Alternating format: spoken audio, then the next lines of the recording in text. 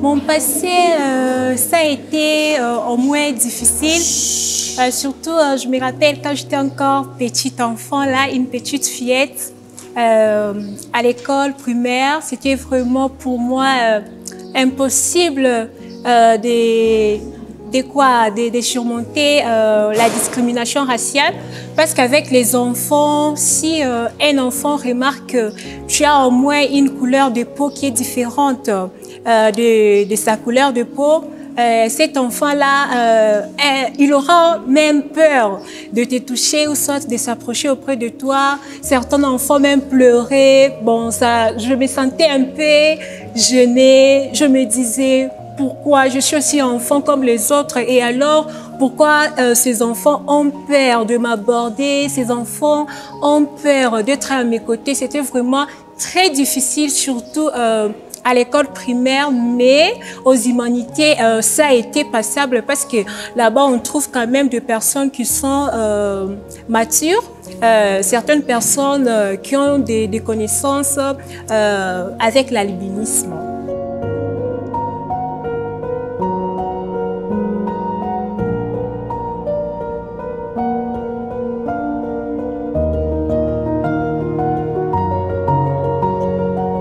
Ici, à la faculté de lettres, je me sens bien. Je suis entourée de mes meilleures copines. Je suis bien avec elles. Je n'ai jamais subi la discrimination. Je suis à l'aise parfaitement. Moi, je les ai surmontées vraiment au conseil de mes parents, surtout au conseil de ma maman, car à chaque fois que je venais, je dis à ma mère ce que je suis en train de vivre ou soit de rencontrer à l'école. Ma maman m'a toujours dit que ma fille, tu dois t'aimer telle que tu es. À aucun jour, tu seras comme tes amis et tes amis ne seront pas comme toi. Donc, tu dois t'aimer. C'est Dieu qui avait voulu que tu sois ainsi. Sois sans foutiste de toutes les choses que les personnes vont commencer à parler sur toi.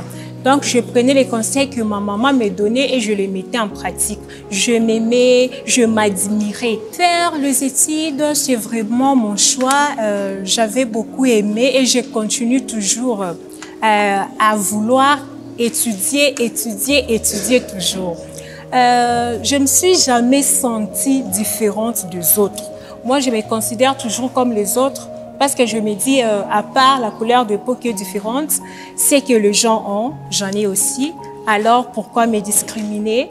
Alors, pourquoi me sentir inférieure que les autres? Bon, personnellement, je me suis jamais sentie ainsi.